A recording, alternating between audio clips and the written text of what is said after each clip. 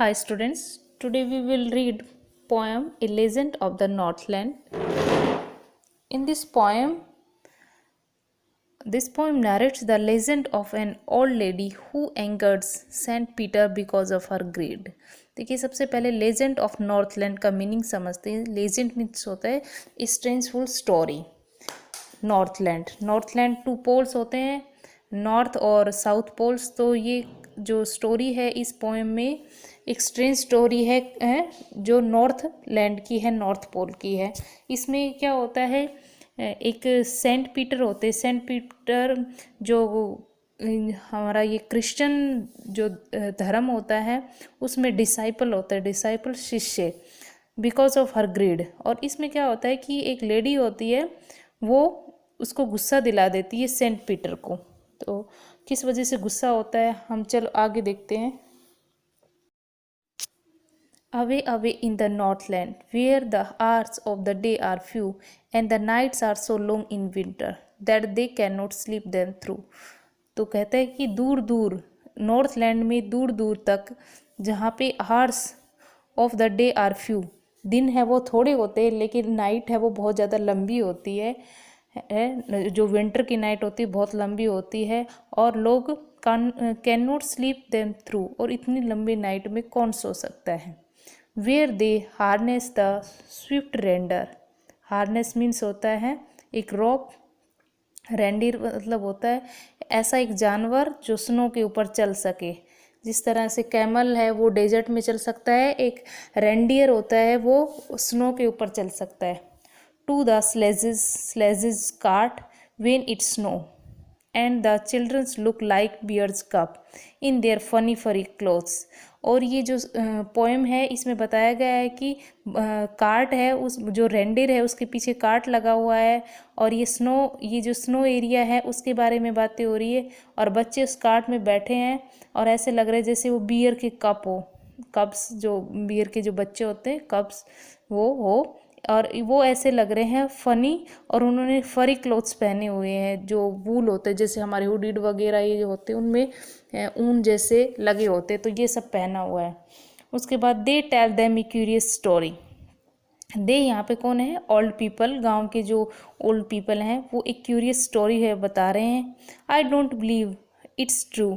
मुझे विश्वास नहीं होता कि ये सच है. And yet you may learn a lesson if I tell the tale to you. लेकिन उस चीज़ से हम एक लेसन तो सीखने को मिलता है. अब इसमें कौन कौन से क्वेश्चन बन रहे हैं वो भी डिस्कस करते हैं. फर्स्ट है how long are the nights in winter the Northland. तो इसका आंसर है the nights in winter in the Northland are so long that even if one completes his sleeping hours of night there the night does not get over. फिर और question बन रहा है why do children look like bears cubs. तो इसका answer है in severe cold of winter in polar regions specially children cover up themselves from top to toes with furry woollen clothes so they look like hair cubs of bear. And third है why is the poet eager to tell the imaginary tale. तो the poet is eager to tell a imaginary tale to arouse curiosity among them and consequently then they are learn to lesson from it. तो अब एक stanza हमारा complete हुआ. Next stanza है वो discuss करते हैं. One when the good Saint Peter lived in the world below and walked about it preaching just as he did you know. एक बार सेंट पीटर हैं वो lived in the world below and walked about it. वो जगह जगह घूमते और अपना प्रीचिंग करते. प्रीचिंग मतलब उपदेश देते हुए एक जगह से दूसरी जगह पर घूमते रहते. He come to the door of a cottage in travelling round the earth where a little women was making cakes and baking them on the hearth. और उस दिन वो क्या करते हैं, एक दरवाजे के ऊपर आते हैं, पूरा जो अर्थ है वो घूमकर, तो देखते हैं एक वुमेन होती है वो केक बना रही होती है और वो and baking them on the hearth. Hearth means होता है फायर प्लेस, जो अंगीठी है वहाँ पे केक को प्रिपेयर कर रही है. And being faint with fasting for the day was almost done he asked her from her stroke of cake to give him a single one. अब वो सेंट पीटर है वो उस औरत के, जो ओल्ड लेडी है, उसके दरवाजे पर आते हैं और वो पूरे दिन से भूखे हैं और दिन है वो ऑलमोस्ट ख़त्म होने ही वाला है, तो उससे एक केक का पीस मांगते हैं और सिर्फ वो थोड़ा ही मांगते हैं, सिर्फ एक सिंगल वन पीस ही उससे मांगते हैं। So she made a very little cake, but as it baking lay, she looked at it and thought it seems too large to give away. अब वो लेडी उसको केक देने वाली होती है, लेकिन वो बहुत ज़्यादा ग्रेडी होती है, लालची होने के कारण जब वो केक का पीस उठाती है तो उसको बहुत बड़ा लगता है। Therefore she nicked another. निक्ड मतलब होता है जो डो लगाते हैं ना, आटा गूंदते हैं उसको, and still a smaller one, but it looked when she turned it over as large as the first had done.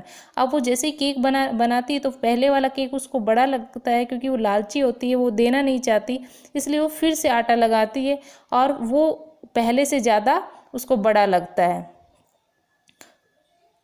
Then she took a tiny scrap of dough, tiny मतलब very small, and rolled it flat and baked it thin as a wafer, but she could not part with that. अब वो क्या करती है, फिर से वो दोबारा वो बनाती है तो फिर से उसको लगता है बड़ा हो गया, वो फिर से छोटा सा डो और लगाती है और उसको बहुत ज़्यादा रोल करती है और ऐसा फ्लैट बना देती है जैसे कि किसी वेफर बनाते हैं, but she could not part with that. परंतु वो अब उसको वो भी बड़ा लगता है, वो भी वो नहीं देना चाहती है। For she said, my cakes that seems too small, when I eat of them myself, are yet too large to give away. So she put them on the shelf. अब वो फिर से जब केक बनाती है तो बोलती है कि जब मैं केक अपने लिए बनाती हूँ और मैं खाती हूँ तो मुझे बहुत स्मॉल लगता है, लेकिन मुझे अभी केक देना है तो मुझे बहुत ज़्यादा लार्ज लग रहा है। अब वो ये केक का पीस है वो नहीं देना चाहती और उसको वापस से शेल्फ के ऊपर रख देती है। Then good Saint Peter grew angry, for he was hungry and faint, and surely such a woman was enough to provoke a saint. अब वो उसको गुस्सा दिला देती है, वो जो लेडी होती है वो बहुत ज़्यादा गुस्सा दिला देती है सेंट पीटर को, क्योंकि वो बहुत ज़्यादा एक तो भूखा होता है और एक जगह जगह वो घूम कर आया है, तो प्रोवोक मतलब होता है गुस्सा दिलाना। उस सेंट को वो लेडी बहुत ज़्यादा गुस्सा दिला देती है। And he said, you are far too selfish to dwell in a human form, to have both food and shelter and fire to keep you warm. और वो उसको कहता है कि तुम बहुत ही सेल्फिश लेडी हो, तुम्हें तो ह्यूमन की फॉर्म में ही नहीं होना चाहिए और तुम बहुत लकी हो कि तुम्हें फूड और शेल्टर मिल रहा है और fire to keep you warm, और अपने आप को गर्म रखने के लिए आग भी मिल रही है, क्योंकि ये स्नो एरिया है, यहाँ पे स्नो में वहाँ अपने आप को वार्म रखना, आग मिलना बहुत ज़्यादा मुश्किल, और तुम्हें ये सब मिल रहा है तो तुम इसके लायक ही नहीं हो। अब ये जो सेंट पीटर है ये कर्स देते हैं उनको, क्योंकि ये एक उनके क्रिश्चियनिटी के शिष्य हैं और इनका जो कर्स है वो क्या होता है देखते हैं। Now you shall build as the birds to and shall get your scanty food by boring and boring and boring all day in the hard dry would.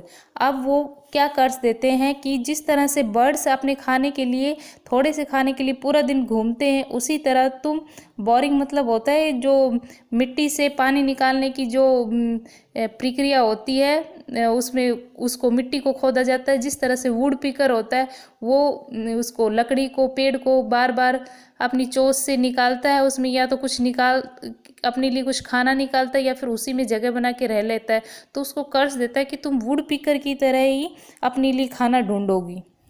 Then up she went through the chimney never speaking a word and out of the top flue a woodpecker for she was change to a bird. अब उसका कर्ज है वो उसके ऊपर सच हो जाता है। अब वो चिमनी में से निकलती है, वो जो ग्रेडी लेडी होती है वो, और कोई भी वर्ड नहीं बोलती, और वो जो चिमनी होती है जहाँ पे खाना बनाते हैं उसके ऊपर जो एडजस्ट ये हवा वगैरह एडजस्ट होने के लिए लगाई जाती है, तो वहाँ से एक वुड पिकर निकलता है और वो जो लेडी थी वो अब वुड पिकर में चेंज हो गई है। But she had scalp cap on her head, and that was left the same, but all the rest of her clothes were burned black as a coal in the flame. अब वो lady है वो change हो गई है bird में।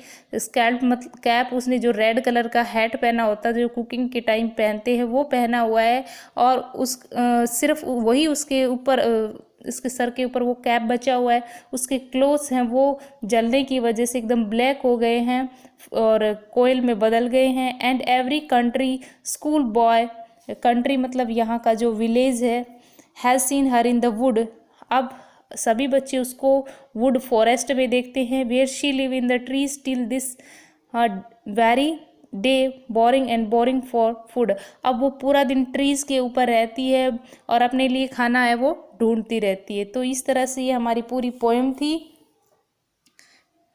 इसके जो पोइट है वो फोबे कैरी हैं और इस पोएम में हम लोगों से हमें एक मॉरल भी मिलती है कि चाहे हमारे जो डोर है, दरवाजे पे कोई भी आए उसको कुछ ना कुछ ज़रूर देना चाहिए। इस तरह से ये जो ग्रेडी लेडी थी इसकी तरह किसी को नहीं करना चाहिए। ग्रेडीनेस है वो हमेशा हार्मफुल रहती है, इसलिए